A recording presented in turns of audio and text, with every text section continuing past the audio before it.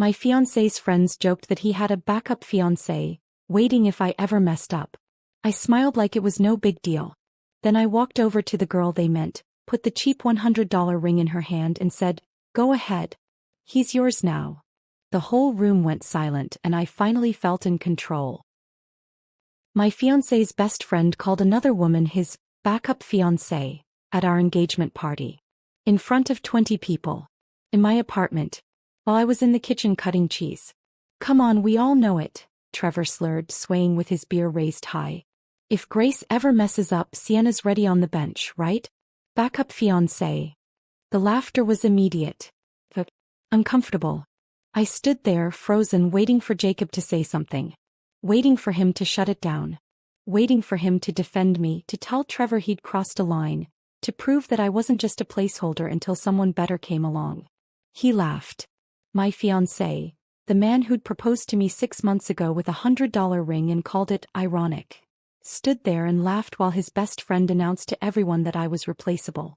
Sienna, the childhood friend he'd always sworn was like a sister, sat on my couch smiling. Not embarrassed. Not horrified. Please. That smile told me everything I needed to know. So I made a decision. I pulled the engagement ring from my jacket pocket, walked through the silent crowd and handed it directly to her. "Tag in, sweetheart. He's all yours." But I'm getting ahead of myself. To understand how I got to that moment, how I ended up destroying my own engagement party in front of everyone Jacob cared about, you need to know who I was before that night. You need to know the life I thought I was building. My name is Grace Daniels. I'm 31 years old and until 3 nights ago, I thought I had everything figured out.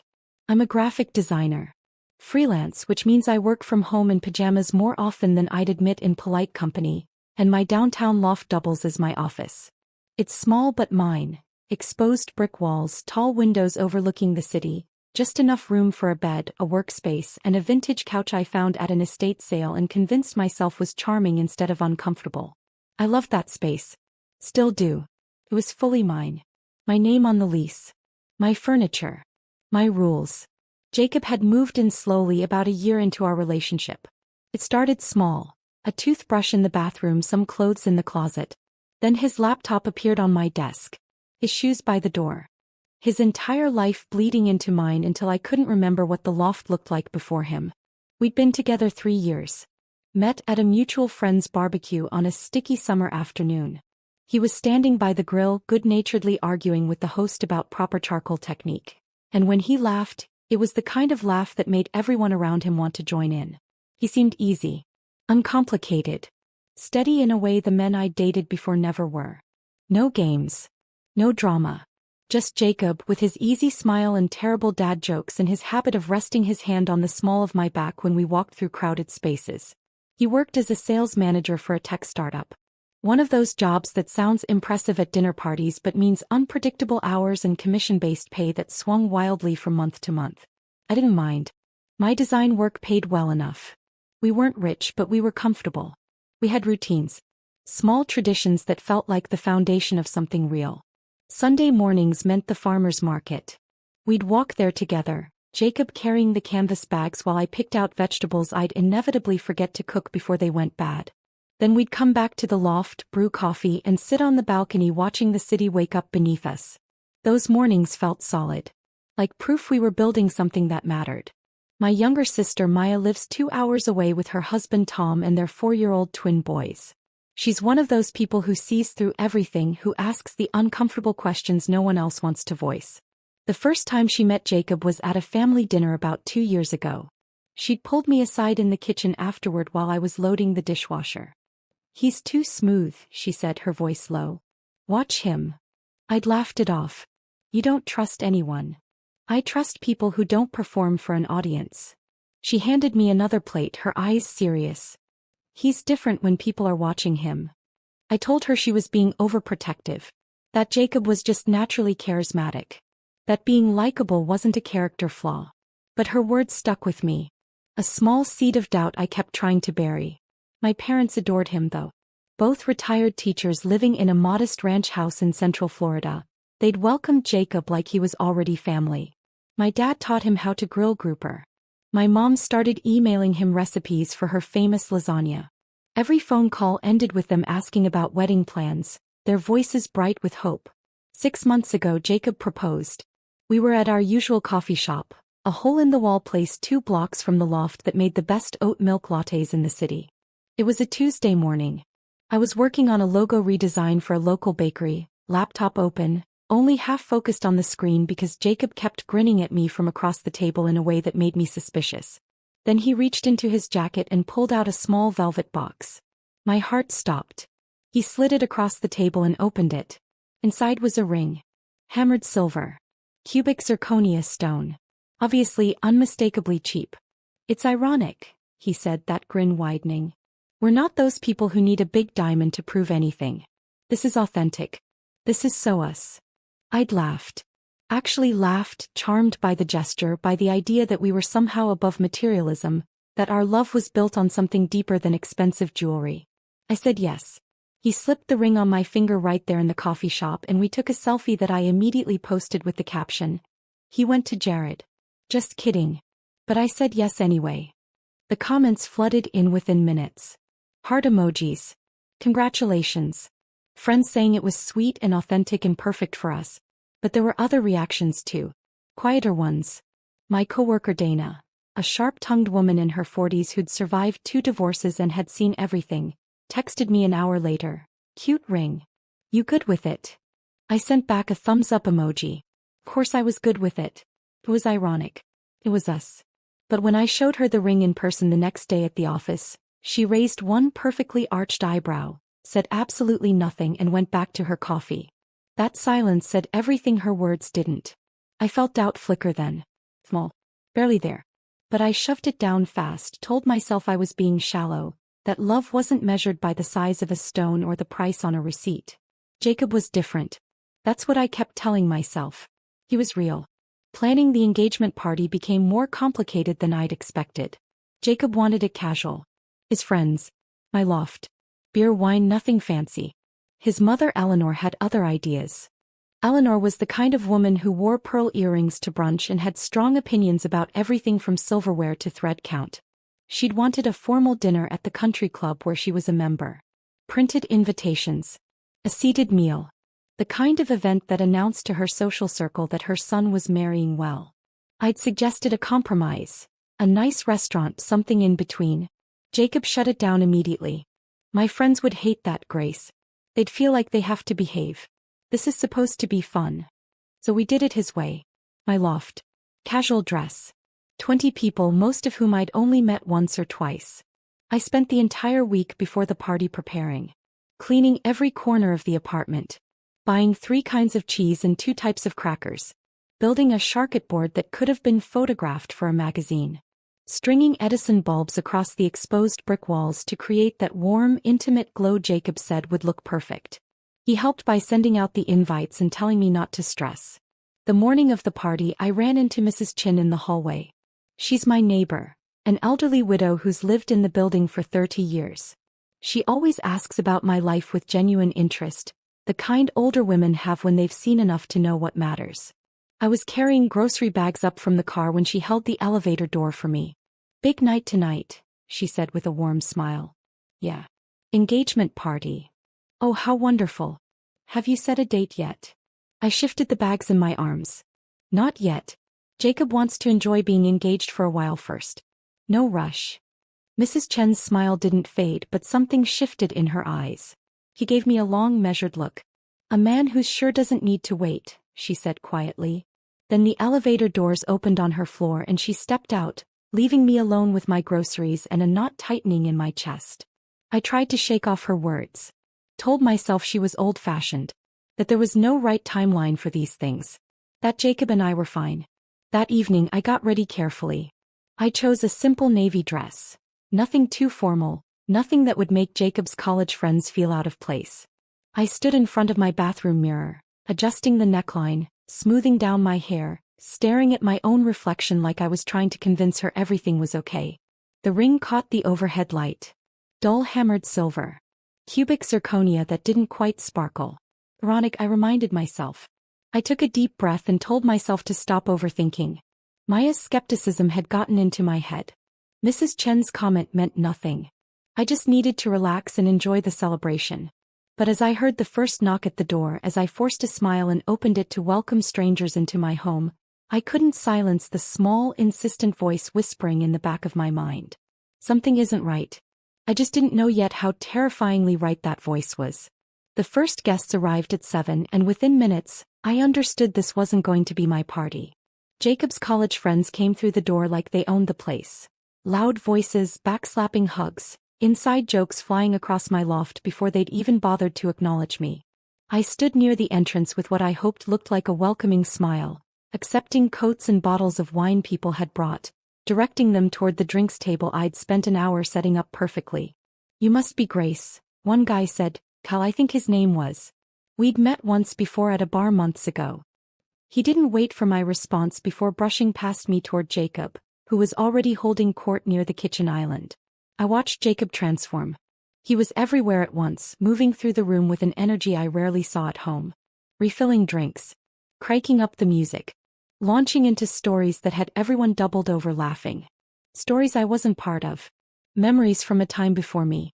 Every time I tried to join a conversation, to stand beside him like we were supposed to be a team tonight, he'd drift away.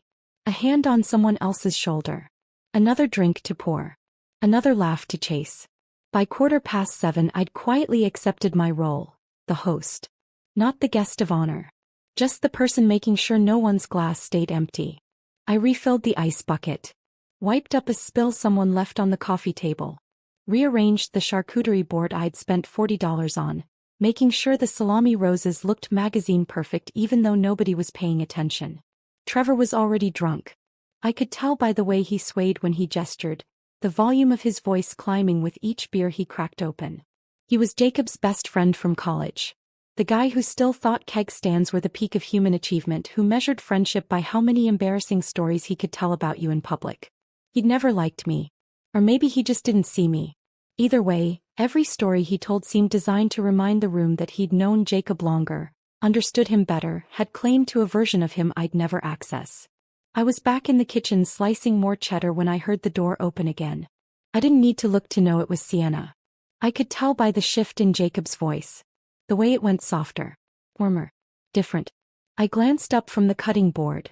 She stood in the doorway wearing a black wrap dress that looked like it belonged at a cocktail party downtown, not a casual loft gathering.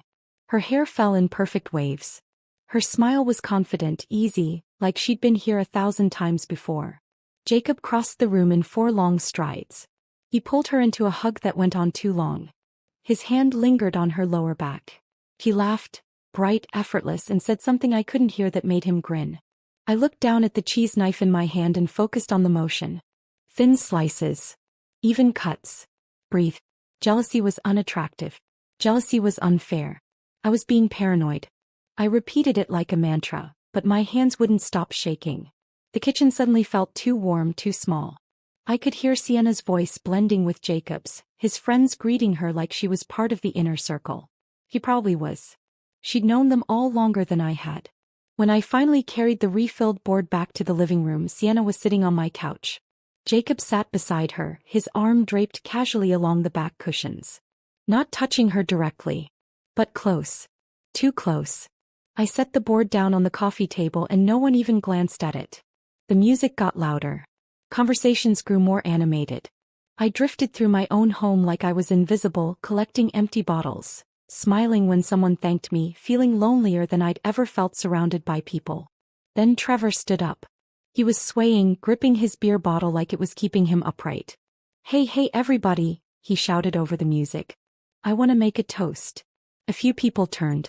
The volume dropped slightly. My stomach tightened without knowing why. Jacob laughed from the couch. "Trevor, man, sit down."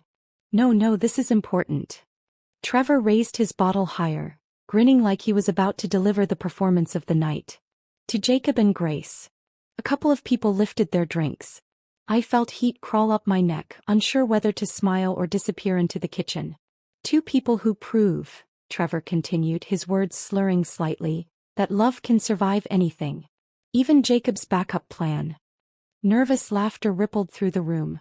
I went completely still. The cheese knife was still in my hand, forgotten.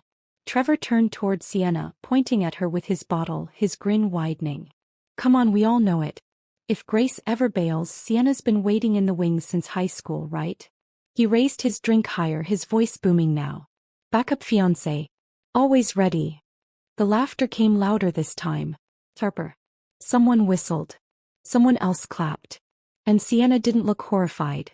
She didn't object. She smiled. It was small. Almost shy. But unmistakably pleased. Like she'd been waiting years for someone to finally say it out loud. I looked at Jacob. He wasn't looking at me. He was looking at her. And his face. His face did something I'd tried to convince myself I'd imagined 100 times before. Softened. The same way it used to soften in the early days when he looked at me before everything became routine and comfortable and taken for granted. A tenderness I hadn't seen directed at me in months. Then he laughed. It wasn't a shut-it-down laugh. It wasn't an uncomfortable, this has gone too far laugh. It was just a laugh. Like it was funny. Like Trevor's joke was harmless. Like I didn't matter enough to defend. The room kept moving around me. People went back to their conversations. The music swelled again. Someone grabbed another beer from the cooler. But I felt like I'd gone underwater. Sound muffled. Vision tunneled. My chest went tight. I set the cheese knife down on the counter very carefully, like if I moved too fast I might shatter. Then I walked. Slowly. Deliberately. Through the crowd. Conversations stuttered as I passed. People noticed. Eyes tracked my movement. I could feel the shift in the room, the sudden awareness that something was happening. I reached into my jacket pocket, the one draped over the chair by the door, and pulled out the small velvet box. The one I'd been carrying all night. The one I'd planned to show off later with a laugh, making a joke about how perfectly us it was. I held it in my palm, feeling the weight. $100. Cubic zirconia. Hammered silver. The cheapest engagement ring any woman I knew had ever received. And about to become the most expensive thing I'd ever owned, because it was going to cost me a relationship, a future, an entire imagined life. I walked straight to Sienna. She looked up. Her smile faded. Her eyes went wide. I opened the box. The ring caught the Edison bulb light, glinting dully. Go ahead, I said. My voice was steady. Calm. Terrifyingly even. He's yours now. I placed the box directly in her hand. The room went completely silent. Not awkward silence. True silence. The kind where you can hear your own heartbeat. Sienna stared at the ring, her face cycling through shock, confusion, dawning horror. Grace, I didn't. You didn't what? I interrupted softly. Didn't mean it. Didn't know. I smiled and I could feel how sharp it was. Or didn't think I'd actually hear it? Jacob shoved through the crowd, his face going red. Grace, what the hell are you doing? I turned to him slowly. Ending the audition. His jaw dropped. It was a joke. Was it? I looked around the room at all the faces staring back. Because everyone here seemed to think it was pretty funny. Even you. You're overreacting. No, I said, and my voice dropped to something cold and final. I'm done reacting. I walked to the door and opened it wide. Party's over, I said. Everyone out. Nobody moved. Trevor muttered something. Come on, she's just out, I repeated louder. They started shuffling toward the exit. Some looked apologetic. Some looked annoyed. Most just looked uncomfortable, eager to escape whatever mess this had become. Sienna stood frozen, still clutching the ring box like it might explode in her hands. Keep it, I said when she tried to give it back. Apparently you've been waiting long enough. Jacob grabbed my arm as the last person squeezed through the doorway. You just humiliated me in front of everyone. I yanked free. Funny. That's exactly how I felt when your best friend called another woman your backup fiancé and you laughed. It wasn't like that. Then what was it like, Jacob? My voice cracked for the first time. Because from where I stood, it looked like everyone in that room knew something I was too stupid to see. He stared at me, mouth opening and closing, searching for words that wouldn't come. I stepped back and closed the door in his face. The lock clicked. The silence that followed pressed against my skin like a physical weight. I stood there back against the door looking at the wreckage. Half-empty glasses on every surface. Abandoned napkins. The charcuterie board barely touched. Edison bulbs still twinkling, mocking me with their warmth. I walked slowly to the coffee table. The ring box sat there. Sienna must have dropped it before she ran. I picked it up and opened it. Stared at the dull silver circle inside. After a long moment, I whispered to the empty room. Best $100 I ever spent. The pounding started less than 10 minutes after I locked the door. Grace, open up. We need to talk about this. Jacob's voice came through the wood, thick with alcohol and desperation. I could hear the slur in his words, the edge of panic underneath the anger. I stayed where I was, standing in the middle of my loft, surrounded by half-empty wine glasses and abandoned plates. Grace. Louder this time. More insistent. Then other voices joined in. Trevor. Kyle. Maybe two others I couldn't identify. Come on, Grace, you're being crazy. He didn't do anything wrong. It was just a joke. Their voices overlapped, building into a chorus of indignation, all of them convinced I was the problem. That I'd overreacted. That I'd ruined a perfectly good night over nothing. I walked to the couch, sat down and pulled out my phone. I scrolled through my podcast app until I found exactly what I was looking for. A financial independence podcast I'd been meaning to listen to. Episode title, Building Wealth Through Autonomy. The irony wasn't lost on me. I put in my earbuds, pressed play, and let a calm woman's voice talk about investment strategies and emergency funds while Jacob and his friends shouted on the other side of my door. There was something strangely powerful about it. About refusing to engage. About letting them exhaust themselves against my silence while I sat there learning about index funds and retirement planning. They kept at it for maybe 20 minutes. Pounding. Shouting. Demanding I be reasonable. Then I heard Trevor's voice louder than the rest. Dude, I think she's calling the cops. I wasn't. But the threat was enough. The hallway went quiet. I heard shuffling. Muttered cursing. The sound of the elevator doors opening and closing. Then nothing. I sat there for another few minutes just to be sure before pulling out my earbuds. The silence in my loft felt enormous. Suffocating and liberating all at once. I stood up and started moving through the rooms, turning off the Edison bulbs one by one, collecting abandoned glasses and plates, wiping down surfaces. My hands moved on autopilot while my brain cataloged everything around me. The vintage record player in the corner. His. The throw blanket on the couch. Mine. The coffee table books about architecture. His. The framed print above the desk. Mine. 3 years of a shared life and I was already dividing it into two separate columns. His. My. What stays? What goes? I didn't sleep that night. Just lay in bed staring at the ceiling, my phone face down on the nightstand, feeling the weight of what I'd done settling over me like a heavy blanket. I woke up to 73 notifications. The number glowed on my screen when I finally picked up my phone at 7 a.m., squinting against the morning light coming through the windows. Texts. Missed calls. Voicemails. All of them from the same rotating cast of people. I made coffee first. Strong black, the kind that burns going down. Then I sat on the couch and started reading.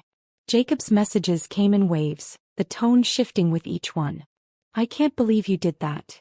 You humiliated me in front of everyone. It was a joke, Grace. You have serious trust issues.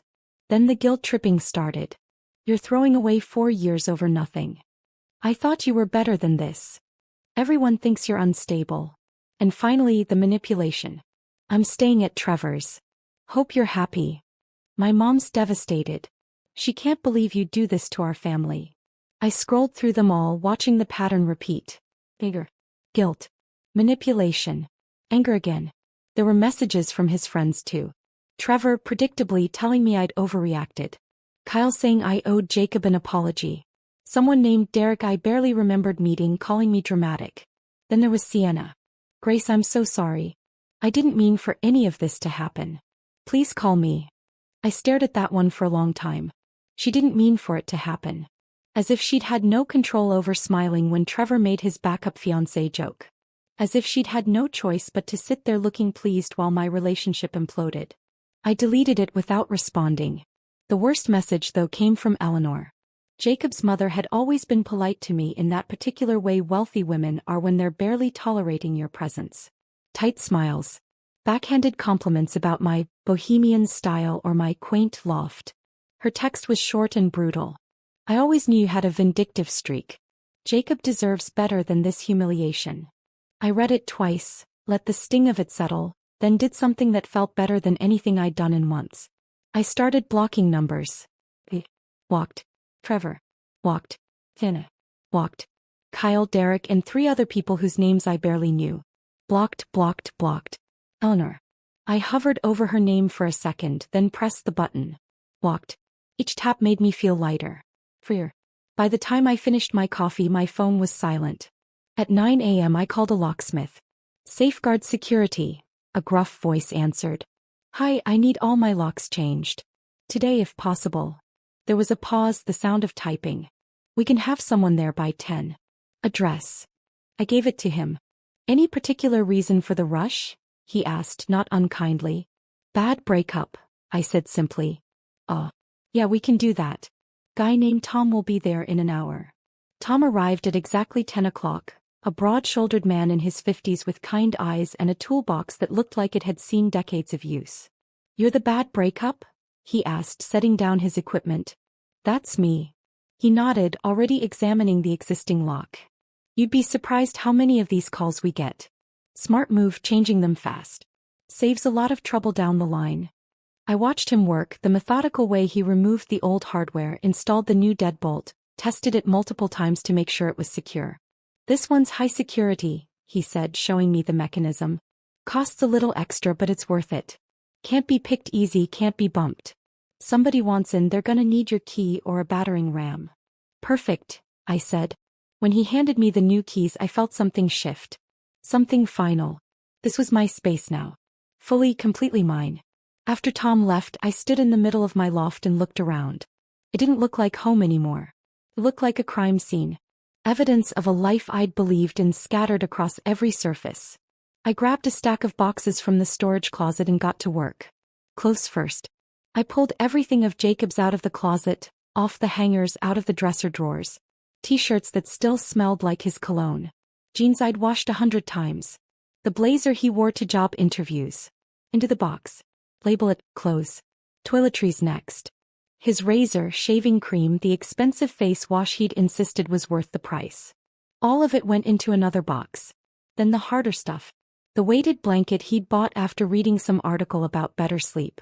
The vintage record player he'd found at a flea market and promised to restore but never did. The collection of craft beer bottle caps he'd been saving for some vague future project. Box after box, I packed away 3 years of shared life. I labeled them with a brutal honesty that felt good in a dark way. Electronics. Delusions. Miscellaneous lies. I found the framed photo from last Christmas when I was going through the bookshelf. Both of us at my parents' house in Florida, their palm tree decorated with lights in the background, Jacob's arm around me, both of us smiling like we meant it. I stared at that photo for a long time, remembering that trip. How my parents had loved him. How happy I'd thought we were. I put it in the box labeled lies and kept packing. By noon I had 8 boxes stacked by the door. Then I found something I wasn't expecting.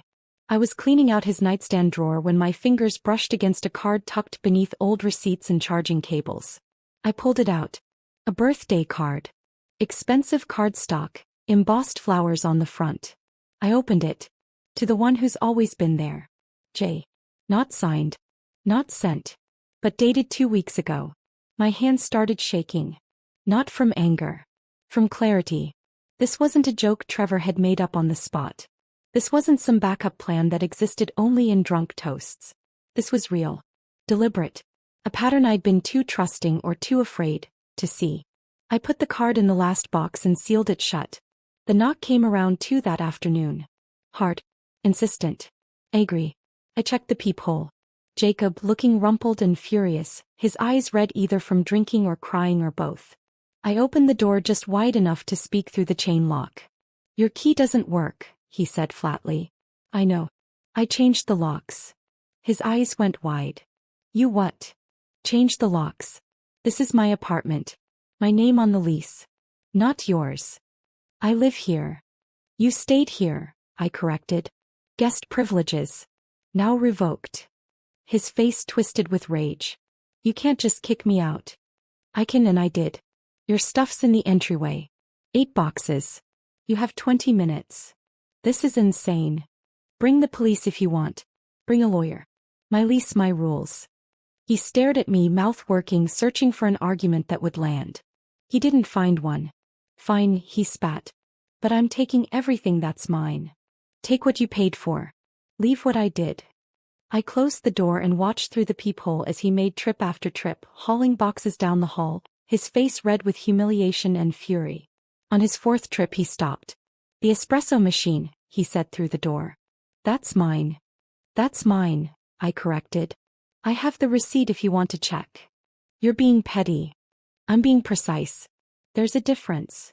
He muttered something I couldn't hear and kept loading boxes. When he picked up the last one, he paused at the door one final time. You're going to regret this, Grace. I didn't answer. I just watched him disappear into the elevator. When the doors closed, I slid the new deadbolt home and exhaled. The silence that followed was different from before. Not suffocating. Just quiet. I stood in the middle of my loft. My loft. Finally alone, finally breathing, finally understanding something I should have known all along. Being alone didn't scare me. What scared me was staying with someone who made me feel alone anyway. That night I texted my sister. You were right about him. Her response came in seconds. I'm sorry. But I'm also proud of you. I smiled and put my phone face down on the counter. Then I poured myself a glass of wine and sat on my couch in the silence. Just me and the city lights outside my window. And for the first time in 3 years that felt like enough. 2 days passed without a word from Jacob. 2 quiet, almost peaceful days where I started to believe maybe it was actually over. Maybe he'd accepted it. Maybe he'd moved on. I worked on a logo redesign for a new client, a local bookstore looking to rebrand. I took long walks around the neighborhood. I cooked an actual dinner, pasta with vegetables I'd bought at the farmer's market, and ate it at my table instead of standing over the sink. I even slept through the night. Then my phone rang Wednesday morning at 10 a.m. Grace, hi. It's Patricia. My building manager. Her tone was careful, apologetic. I sat up straighter on the couch. Hey Patricia. What's up? Listen, I'm calling because, well, it's a little awkward. We got some complaints about your unit. Ice ran through my veins. Complaints? Yeah. Anonymous ones, which is weird. 2 of them, actually. One about domestic disturbances, screaming, fighting, that kind of thing. Another about strange chemical smells coming from your vents. I closed my eyes. Anonymous. Yeah. Honestly, Grace, I don't believe either of them. You've been here 3 years, never a single issue. But corporate's requiring me to follow up. They're asking for a wellness check, and if we get another complaint, they'll consider it a community safety violation. The words landed like stones in my stomach. It's Jacob, I said flatly. It has to be. Patricia sighed. I figured. Look, I'm on your side here. But my hands are tied. Corporate sees multiple complaints, they panic. You know how it is. I did know. I also knew exactly what Jacob was doing. He couldn't control me anymore, so he was trying to control my home. My stability. My sense of safety. I understand, I said, my voice steadier than I felt. I'll handle it. I'm sorry, Grace. Really. After we hung up, I sat very still on my couch, staring at the coffee table, my phone still in my hand. This wasn't heartbreak. This wasn't a man struggling to let go. This was retaliation. Calculated and deliberate. He was trying to make me homeless. Trying to punish me for having the nerve to walk away. I sat there for maybe 20 minutes, feeling the weight of it, the unfairness, the sheer vindictiveness. Then I called Dana. We met at our usual cafe, a corner spot 3 blocks from my loft with mismatched furniture and the best iced coffee in the neighborhood. Dana was already there when I arrived, sitting at our regular table by the window. She took one look at my face and stood up. What happened? I told her everything. The anonymous complaints. The wellness check. The threat of a safety violation. Her expression went from concerned to furious in about 3 seconds. He's trying to make you homeless, she said, her voice low and sharp. That's not heartbreak, Grace. That's abuse. The word hit me harder than I expected. Abuse. I'd never thought of it that way. Jacob had never hit me, never screamed at me, never done any of the obvious things you see in movies. But this calculated campaign to destabilize me, to take away my home, my peace, my sense of safety? Dana was right. She pulled out her phone, fingers moving fast across the screen. I'm texting you someone's number. Vanessa Hartley. She handled my second divorce and she's a pit bull. Expensive but worth every penny. My phone buzzed. I looked down at the contact information. You need someone who scares him more than he scares you, Dana said, reaching across the table to squeeze my hand. And Grace. You don't owe him kindness. You don't owe him the benefit of the doubt. You owe yourself protection. Something in me shifted when she said that. I'd spent the last 2 days second-guessing myself. Wondering if I'd overreacted at the party. Wondering if I should have handled it differently, more privately, less dramatically. But sitting there with Dana, hearing her name what was happening, I felt something I hadn't felt since that night. Clarity. I wasn't the one who'd done anything wrong. And I was done defending myself in my own mind. Vanessa Hartley's office was in a glass high-rise downtown. All modern lines and floor-to-ceiling windows overlooking the city.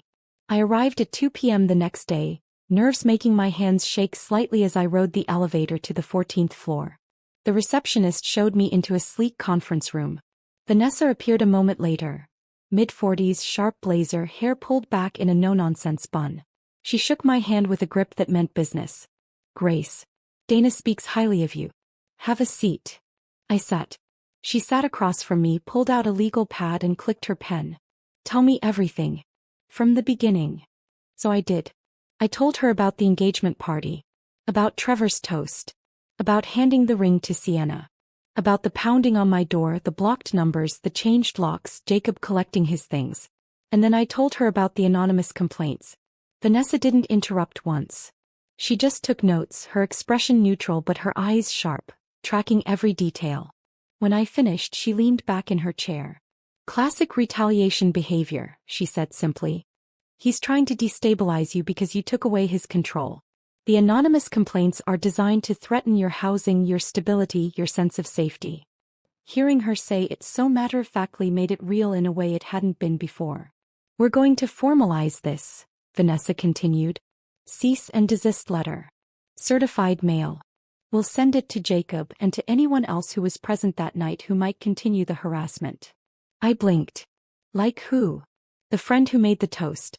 The woman who was supposedly the backup. Anyone who's been in contact with you since the breakup trying to pressure you or defend him. Trevor. Tina. We make it clear that any further contact, direct or indirect, will be treated as grounds for legal action. Harassment. Defamation if the false complaints continue. We create a paper trail. She started typing on her laptop, her fingers flying across the keys. This is going to cost you about $400 for the consultation and service. Worth it. I didn't hesitate. Yes. She nodded, still typing. Good. Because men like this? They back off when they realize you're not afraid. When they realize you have documentation and legal representation. They thrive on making you react. We're going to take that power away. She printed out the letter 20 minutes later and read portions of it aloud. The language was precise. Terrifying even. It detailed the false police report Jacob had essentially filed by bringing officers to my door. It named the anonymous complaints as harassment. It warned that any further contact, direct or indirect, would be documented and treated as evidence in potential civil litigation. We'll send copies to Jacob, Trevor, and Sienna, Vanessa said. All certified mail requiring signatures. They'll know you're serious. I signed the authorization forms. Wrote a check for $400. As I handed it over, Vanessa gave me a look that was half empathy, half admiration. You're doing the right thing, she said. A lot of people in your position just try to wait it out, hope it stops. But hope isn't a strategy. Documentation is. When I got home, I sat down at my laptop and drafted an email to Patricia and building management. Kept it clean. Professional. Factual. I summarized the situation. My ex-partner, removed from the residence after the relationship ended, was now filing false anonymous complaints in retaliation. I attached a copy of the cease and desist letter. I made it clear that I took these false reports seriously, that I had legal representation, and that any further complaints should be immediately forwarded to me and my attorney. I copied building management's corporate office. Then I read it over 3 times, making sure every word was right. And I hit send. The moment the email went through, I felt something shift inside me. I wasn't reacting anymore. I was acting. Documenting. Protecting. Building a case. I called Maya that night, sitting on my balcony with a glass of wine, the city lights flickering below. I hired a lawyer, I told her. There was a pause. Then her voice came through, fierce and proud. That's my girl. You're not the victim here, Grace. You're the one who walked away. Don't you forget that. I smiled, looking out at the city. I won't. After we hung up, I sat there for a long time, feeling the cool night air on my face, the weight of the last few days settling into something manageable. Jacob had wanted to make me afraid. To make me doubt myself. To make me regret leaving. Instead, he'd made me stronger. And I wasn't backing down. The silence that followed was unnerving. 3 days passed after Vanessa sent the cease and desist letters. Then 4. Then 5. No texts. No calls. No angry pounding on my door. No new complaints to Patricia. Nothing. I kept waiting for the other shoe to drop, for Jacob to do something dramatic and vindictive, but the quiet stretched on like held breath. I found myself checking my phone compulsively. Every notification made my heart jump. Every unknown number made my stomach clench. I'd open my email expecting threats or angry messages and find only work correspondence and promotional emails from stores I'd shopped at once. The paranoia was worse than the actual harassment had been. At least when he was actively retaliating, I knew what I was dealing with. This silence felt like strategy. Like he was planning something I couldn't see coming. But slowly, cautiously, I started returning to normal. I opened the windows one morning, letting fresh air sweep through the loft for the first time in weeks. I put on music while I worked. Nothing sad, just upbeat indie pop that made the space feel lighter. I cooked actual meals. Chicken and roasted vegetables. Pasta with homemade sauce. Things that required more than a microwave and actually tasted good. My freelance work picked back up too. A new client reached out, a small bakery in the neighborhood looking to rebrand. The owner, a woman named Sophie with flour perpetually dusting her apron, wanted something warm and inviting, something that felt like home. I threw myself into the project. Sketching logos, playing with color palettes, losing myself in the creative problem-solving that had drawn me to design in the first place. It felt almost foreign after weeks of emotional warfare. Like I'd forgotten what normal felt like. One afternoon, I was standing in my kitchen making coffee when I realized I'd gone an entire hour without thinking about Jacob. A full hour. Sunlight was streaming through the tall windows, catching dust motes in the air. My laptop was open on the counter, displaying 3 logo variations for the bakery. Music played softly from my speaker, and I felt not happy exactly. Not healed. But okay. It felt like a small victory. I ran into Mrs. Chin in the hallway a few days later. I was carrying groceries up from the lobby when I saw her at her door, struggling with her keys while balancing a canvas bag. "Here, let me help," I said, setting my bags down and taking hers while she unlocked her door. "Oh, Grace. Thank you, dear." She pushed the door open and took her bag back, then paused. "I noticed the locksmith the other day. And the boxes. Everything all right?" I hesitated, then surprised myself by saying, "Would you like to come in for tea?" Her eyes brightened. "I'd love that." 10 minutes later, we were sitting in my kitchen. A tiny space barely big enough for the bistro table I'd squeezed in, drinking chamomile tea from mismatched mugs. I gave her the edited version. The engagement. The party. The joke that wasn't really a joke. The decision to end it. Mrs. Chin listened without interrupting, her wrinkled hands wrapped around her mug, her eyes sharp and knowing. When I finished, she nodded slowly. "I was married 43 years before my husband died," she said. "And you know what I learned? A man who truly loves you never makes you feel like you're waiting in line." The words hit me harder than I expected. "You did right," she continued, reaching across the table to pat my hand. "Sometimes the bravest thing is walking away from what everyone says you should want." I felt tears prick my eyes and blinked them back. "Thank you," I said quietly. He squeezed my hand once more. "You're going to be just fine, dear. I can tell." After she left, I sat at my kitchen table for a long time, staring at the 2 empty mugs, feeling something settle inside me. Mrs. Chin had lived an entire marriage. 43 years. She'd loved and lost and survived. And she thought I'd done the right thing. That validation, from someone who'd actually lived it, not just theorized about relationships from the sidelines, meant more than anything my friends had said. It gave me permission to trust my own judgment. To believe that walking away wasn't weakness. It was strife. A week after the cease and desist went out, my phone buzzed with a text from an unknown number. My stomach clenched automatically. I stared at the notification on my screen, debating whether to open it or just delete it. Curiosity won. Hey. It's Sienna. I sat up straighter on the couch, my jaw tightening. The message continued. I'm out. He's crazy. He wanted me to call your landlord again. Say I saw drugs in your apartment. I'm done being part of this. I'm sorry for everything. I read it 3 times, feeling rage build with each pass. He was out. He was done being part of this. Like she'd been an unwilling participant. Like she hadn't smiled at Trevor's backup fiancé joke. Like she hadn't been texting Jacob at midnight for months. Like she hadn't been waiting in the wings just like Trevor said. And now she wanted me to know she'd almost filed another false report but decided not to, and somehow that made her a good person? He was sorry for everything. Everything. As if a text message could undo the humiliation, the betrayal, the months of gaslighting myself into believing I was paranoid for noticing what everyone apparently already knew. I stared at the message, my hands shaking slightly, imagining all the things I could say. I could tell her exactly what I thought of her apology. I could ask her how long she'd been waiting for Jacob to be single. I could point out that being done being part of this only happened after she got a legal letter, not after any actual moral epiphany. But as I sat there, thumb hovering over the keyboard, I realized something. Sienna's guilt wasn't my problem to manage. Her conscience wasn't my responsibility. I didn't owe her forgiveness or understanding or even acknowledgement. The conversation was over. I took a screenshot of the message, evidence just in case, and archived it in a folder labeled legal. Then I deleted the text without replying. It felt better than anything I could have said. The next morning my phone rang. Unknown number again.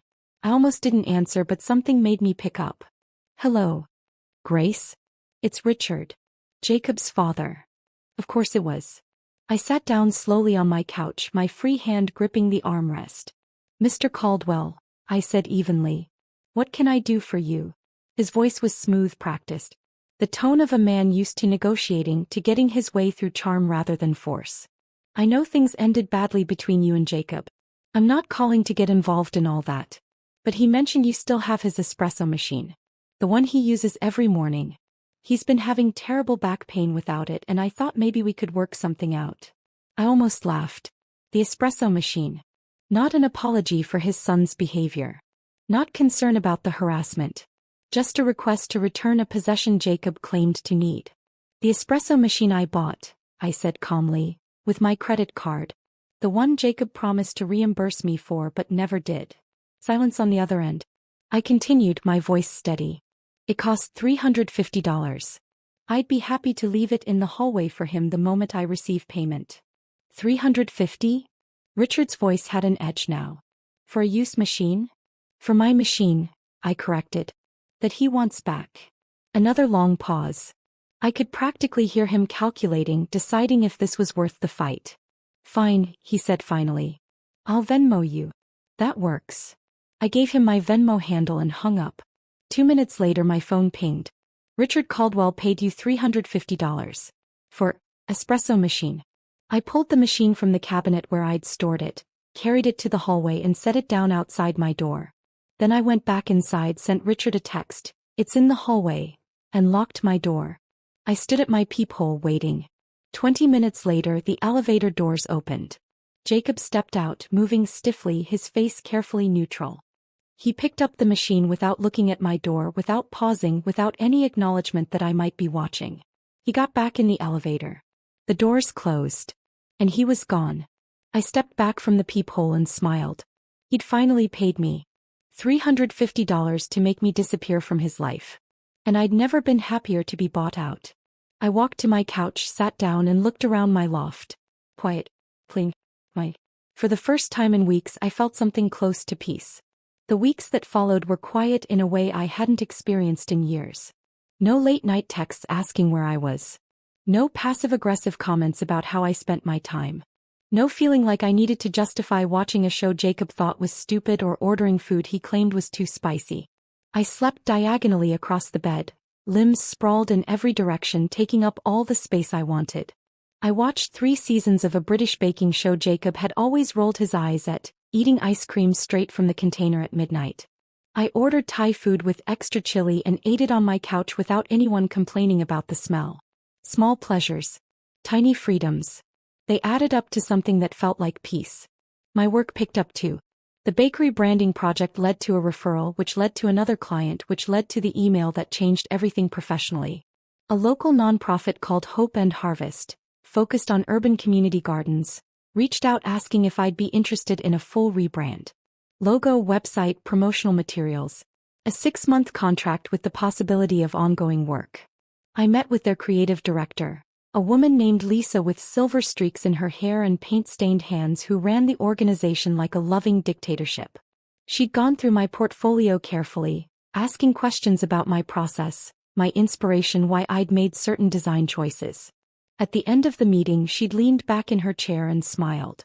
"You have a distinctive eye for authentic storytelling," she said. "Most designers try too hard to be clever. You just tell the truth. That's rare." I signed the contract 2 days later. The work was challenging in the best way.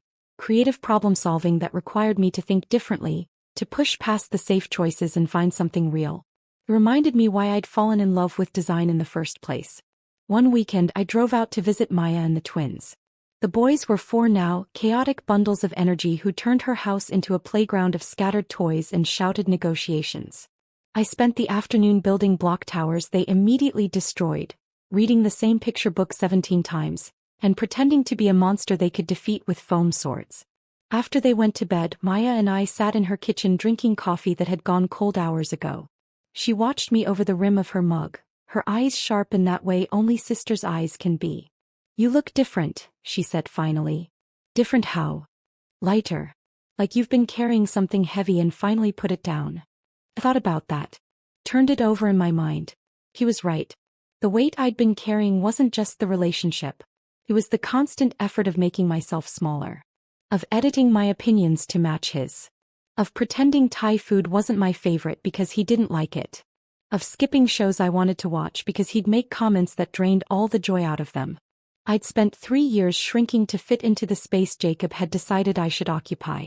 And now, alone in my loft, I was expanding back to my actual size. "Yeah," I said quietly. "I think you're right." Maya reached across the table and squeezed my hand. "Good. You deserve to take up space, Grace. All of it." The text from Cara came on a Tuesday evening. I was working on the Hope and Harvest logo, playing with different arrangements of leaves and text, when my phone buzzed on the desk. Cara and I had been friends in college, stayed close for a few years after, then drifted apart when I started dating Jacob. It wasn't deliberate, just the slow erosion that happens when someone new takes up all your time and energy. I hadn't heard from her in at least a year. "Thought you should know, Jacob and Sienna are together. Officially. Started dating like 2 weeks after you broke up. Sorry." I stared at the message, waiting for the pain to hit. The betrayal. The confirmation that I'd been right to suspect, right to worry, right to feel like something was wrong. But what came instead was something unexpected. Relief. I texted back. "Thanks for telling me." Then I sat with it. 2 weeks after we broke up. Which meant they'd gotten together almost immediately. Which meant the feelings had been there all along, simmering beneath every "she's like a sister" excuse, every midnight text, every too long hug. Which meant every time Jacob had dismissed my concerns, told me I was being paranoid, made me feel crazy for noticing, he'd been lying. The birthday card I'd found in his drawer suddenly made perfect sense. To the one who's always been there. Jay. Not unsent because he'd changed his mind. Unsent because he was waiting for the right moment. Waiting for me to be out of the picture. The backup plan wasn't a joke. It was always the real plan. I was just too trusting to see it. I called Dana. Rooftop bar. 1 hour. "I'm buying," I said when she picked up. "That good or that bad?" "Honestly, I'm not sure yet." We met at a place downtown with string lights and a view of the city skyline. Dana was already there when I arrived, 2 glasses of wine on the table. "Talk," she said, sliding one toward me. I told her about Cara's text. About Jacob and Sienna. About the timeline. Dana's expression shifted from surprise to something closer to vindication. "I knew he was a coward," she said, shaking her head. "Couldn't even break up with you before moving on. Had to keep you around as the safety net while he figured out if she'd actually want him." I took a long sip of wine, letting that sink in. The backup fiancé joke, I said slowly. At the party. Trevor wasn't making it up. Everyone knew. They all knew he had feelings for her. That's why Sienna smiled like that. That's why Jacob looked at her that way. Dana reached across the table and gripped my hand. And that's why you walked across that room and handed her the ring. Because somewhere deep down you knew too. I nodded, feeling the truth of it settle into my bones. Dana raised her glass. To men who do you the favor of showing you who they are. And to women who are smart enough to believe them. I clinked my glass against hers and drank. Something shifted in that moment. The narrative in my head changed. It wasn't, I was humiliated at my own engagement party. It was, I escaped before I married the wrong person. Jacob and Sienna getting together wasn't a betrayal. It was confirmation.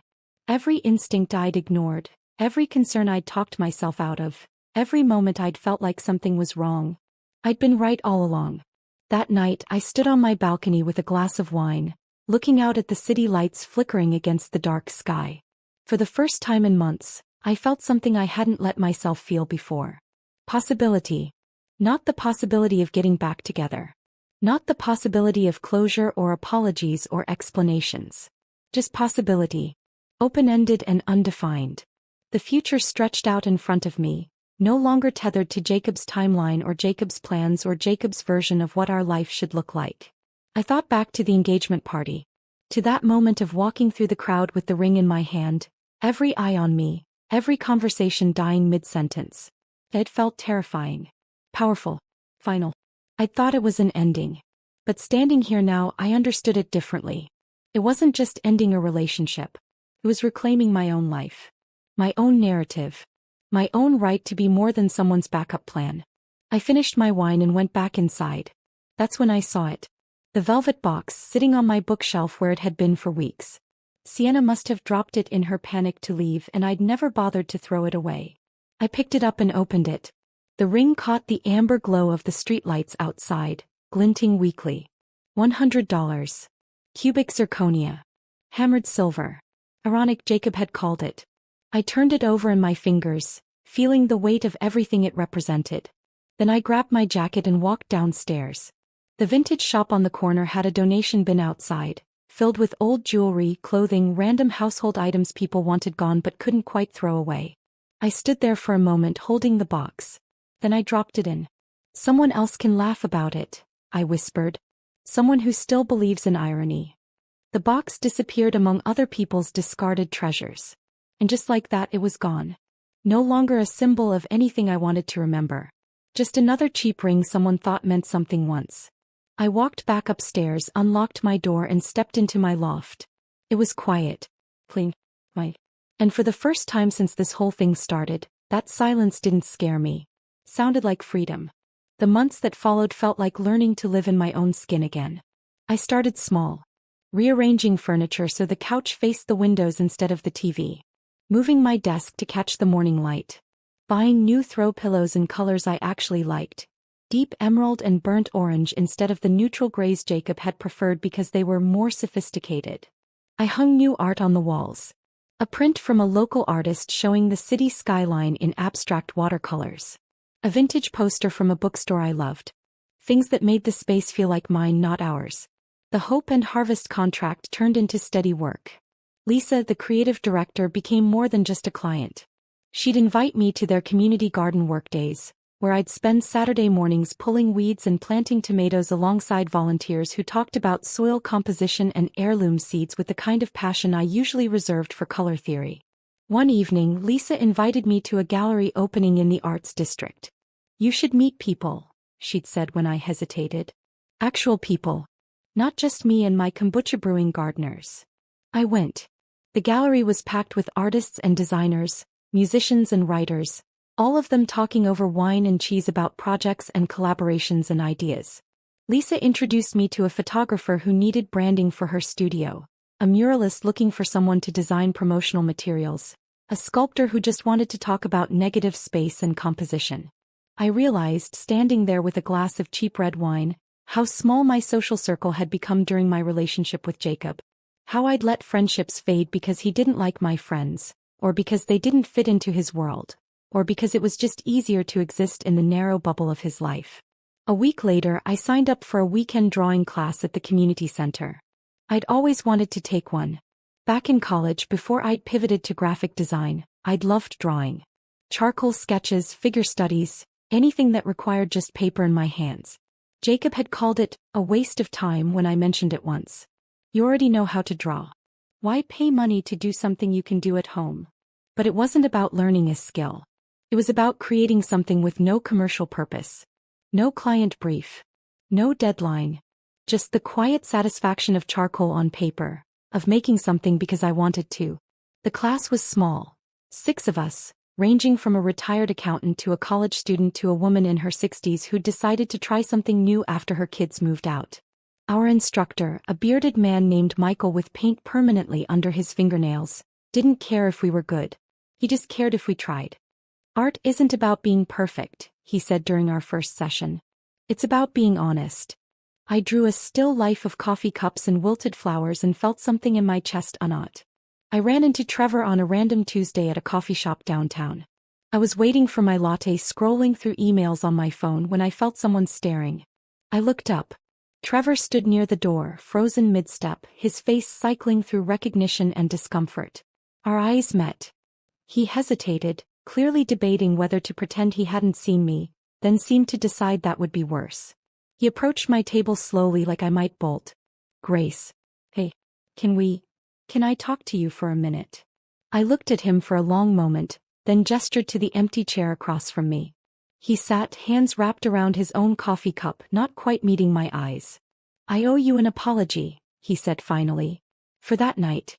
The toast. I was drunk and I didn't realize how it would sound. I didn't mean to hurt you. I studied his face. Saw genuine embarrassment there. Maybe even shame. But I also saw something else. Something that told me his regret wasn't really about hurting me. It was about how it had made him look. You meant every word, I said quietly. You just didn't expect me to hear it. Trevor opened his mouth to protest, then stopped. His shoulders sagged slightly. He nodded. Just once. Yeah, he said. I guess you're right. He stood up, tucked his chair back in and left without another word. I watched him go, feeling nothing but a mild sense of closure. The barista called my name. I picked up my latte and went back to my emails. My mother called a few days later. I saw her name on my screen and almost didn't answer. We'd spoken briefly since the breakup, surface-level conversations about weather and work, but nothing real. I picked up. Grace, honey. Do you have a minute? Sure, Mom. What's up? There was a pause. The kind that meant she'd been building up to this conversation for a while. Why didn't you tell me about Jacob? Her voice was hurt, confused. I had to hear from Maya that you two broke up. 3 months ago. Why wouldn't you tell your own mother? I closed my eyes, leaning back against my couch. It was complicated, Mom. Complicated how? Did you even give him a chance to explain? Did you consider therapy? Grace, relationships take work. You can't just throw away a good man over a misunderstanding. The old impulse rose up. To defend myself, to explain, to justify my choices until she understood. But something in me had changed. I didn't need her to understand. I just needed to tell the truth. He had feelings for someone else, I said simply. I wasn't going to wait around to be his second choice. Silence. Long and heavy. Then a sigh. You're stronger than I was at your age, my mother said finally, her voice softer. I stayed in things I should have left. I thought that was what you were supposed to do. Something in my chest loosened. I love you, Mom. I love you too, honey. We hung up and I sat there for a moment, feeling the weight of that conversation settle. We'd never fully agree. She'd probably always think I should have tried harder, should have been more patient, should have fought for it. But for the first time I was okay with that distance. Her choices weren't mine to carry. I saw them together on a Saturday morning at the farmer's market. I'd gone early the way I always did, basket in hand, mentally planning what vegetables I'd actually cook this week. I was browsing the heirloom tomatoes when I saw them across the aisle. Jacob and Sienna. Together. My heart kicked up, automatic and unwelcome. My first instinct was to turn around, to leave, to avoid the awkwardness. But then something stubborn in me said no. This was my market. My Saturday tradition. I wasn't going to alter my path for them. I kept walking. They were at the flower stall, Sienna holding a bouquet of sunflowers while Jacob stood beside her, his hand resting on the small of her back. The same way it used to rest on mine. I waited for the pain to hit. The jealousy. The betrayal. Instead, I felt only a mild curiosity. I wondered how long it would last. Whether she'd eventually notice the same things I had. The way he dismissed her opinions, the way he made everything about him, the way he needed to be the center of every room. Sienna saw me first. Her eyes went wide. Panic flickered across her face. She touched Jacob's arm, a quick, urgent gesture. He turned. Our eyes met across the market. It was strange. Like seeing someone I used to know in a dream. Recognition without connection. Familiarity without feeling. I nodded once. Polite. Impersonal. Then I turned to the herb vendor and bought basil and rosemary, asking about the best way to keep them fresh, listening to her detailed explanation about trimming stems and changing water. The normalcy of the transaction felt like victory. When I glanced back, they were gone. I finished my shopping, bought a bouquet of wildflowers for myself, and walked home through the sun-dappled streets, feeling lighter than I had in years. That afternoon, I arranged the flowers in a vase on my kitchen counter, made pasta with the basil I'd bought, and ate it on my balcony while watching the city move below. The sky was clear. The air was warm. My loft was quiet. And for the first time in as long as I could remember, I wasn't waiting for anything. I wasn't waiting for Jacob to change. Wasn't waiting for closure. Wasn't waiting for someone else to validate my choices. I was just here. Living.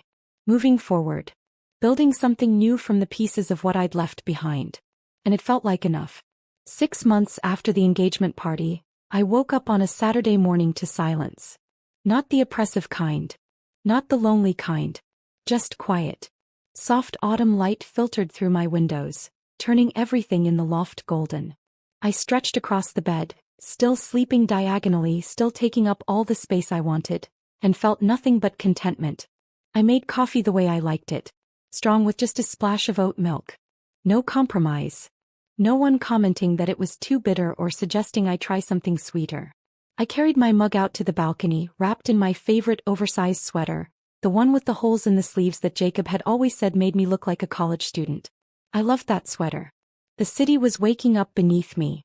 Early joggers on the sidewalks. A few cars passing. The coffee shop on the corner just turning on its lights. I sat there watching it all and realized something. I hadn't checked my phone compulsively in weeks. Hadn't wondered what Jacob was doing or who he was with or whether he thought about me. I just didn't care anymore. The anxiety that had lived in my chest for months, maybe years, was gone. I pulled out my phone not to check for messages but to look at my calendar. Brunch with Dana at 11. Drawing class at 2. Maybe swing by Maya's in the evening if I felt like the drive. A full day. A full life. It looked nothing like what I'd imagined when Jacob and I were planning our future together. It looked better. More authentic. More mine. I finished my coffee and went inside to get ready. I met Marcus at a cafe near the Arts District at 10. Lisa had introduced us at the gallery opening 2 months ago. He was a friend of her husband's, a high school English teacher with kind eyes and a tendency to talk about his students the way other people talked about their own children. This was our 3rd time meeting up. Coffee dates that carefully weren't being called dates yet, though we both knew what they were becoming. Marcus was already there when I arrived, sitting at a corner table with 2 cappuccinos waiting. I took a guess on your order, he said, standing to hug me. Oat milk, right? Perfect. Thank you. We sat and he launched immediately into a story about his sophomore class attempting to perform Romeo and Juliet. They rewrote the ending, he said, grinning. Romeo wakes up before Juliet dies. They have a very modern conversation about communication and therapy, and they decide to just run away together and start a podcast. I laughed. The kind of genuine, easy laugh that doesn't require performance or effort. Please tell me you recorded it. Oh, it's on my phone. I'll show you next time.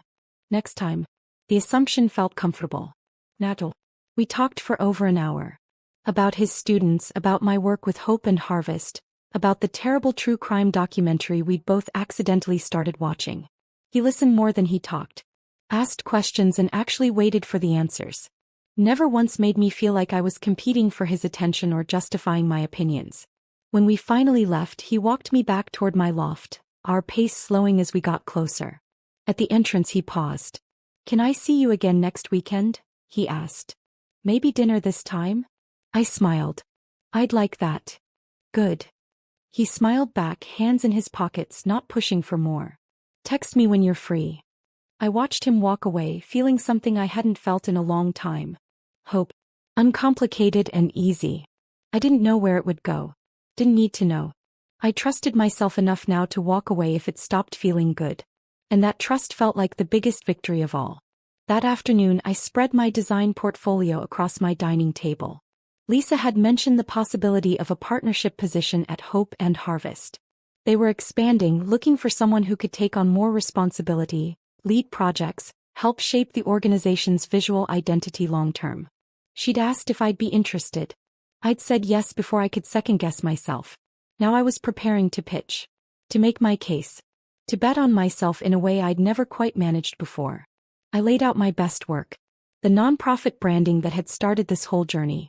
A logo series I'd done for 3 local restaurants, each one distinct but cohesive. The personal art from my drawing class. Charcoal sketches and watercolor experiments that showed range, creativity, the ability to think beyond commercial constraints. Looking at it all together, I felt something unexpected.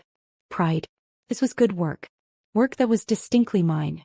Unburdened by anyone else's opinions about what I should prioritize or how I should present myself. I'd found my voice. And it didn't try to please everyone. Lisa had said that was rare. I was starting to believe her. The partnership might not happen. I might pitch and face rejection. Might have to try again somewhere else or keep freelancing or pivot entirely. But I'd survive it. I'd already survived worse. I'd survived a relationship that made me small. A public humiliation that could have broken me. Harassment designed to destabilize my entire life. And I'd come out the other side stronger. I closed my portfolio feeling ready. Whatever came next, I could handle it. That evening, I stood on my balcony as the sun began to set. The city lights were just starting to shimmer against the darkening sky. I held a glass of wine in one hand, the cool evening air brushing against my face. And everything was quiet. No pounding on my door. No angry texts lighting up my phone. No voice in my head telling me I'd overreacted, that I'd made a mistake, that I should have handled it differently. Just silence. The kind of silence that used to terrify me. For years I'd been afraid of being alone. Afraid that if I didn't have someone, anyone, I'd be incomplete somehow. Less than. That fear had kept me in a relationship where I was lonely anyway. Where I spent 3 years shrinking myself to fit into someone else's idea of who I should be. But standing here now, I understood something I hadn't before. Silence isn't emptiness. It's space. Possibility. The room to hear your own thoughts without static. To make decisions without needing someone else's permission. To exist fully as yourself without apologizing for taking up space. I thought briefly about the engagement party. That moment of walking through the crowd with the ring in my hand, every eye on me, every conversation dying as I moved.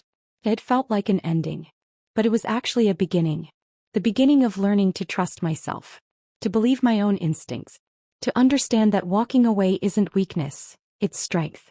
A few drops of rain began to fall, soft and steady, pattering against the balcony railing. I tilted my face up, feeling the cool water on my skin. "This is what freedom sounds like," I whispered to the empty air. The rain picked up, turning the city below into a shimmering watercolor. I finished my wine, watching the lights blur and soften, feeling more at peace than I'd felt in years. Then I went back inside, closing the balcony door behind me. I looked around my loft. My space. My rules. My life. The furniture I'd chosen. The art I'd hung. The silence I'd learned to love. For the first time in as long as I could remember, I felt completely at home. Not because I had everything figured out. Not because the future was certain. But because I'd learned to trust myself enough to figure it out as I went. I set my wine glass in the sink, turned off the lights and climbed into bed. Outside, the rain continued to fall. Inside, everything was quiet. And that quiet, it didn't sound like loneliness anymore. It sounded like peace.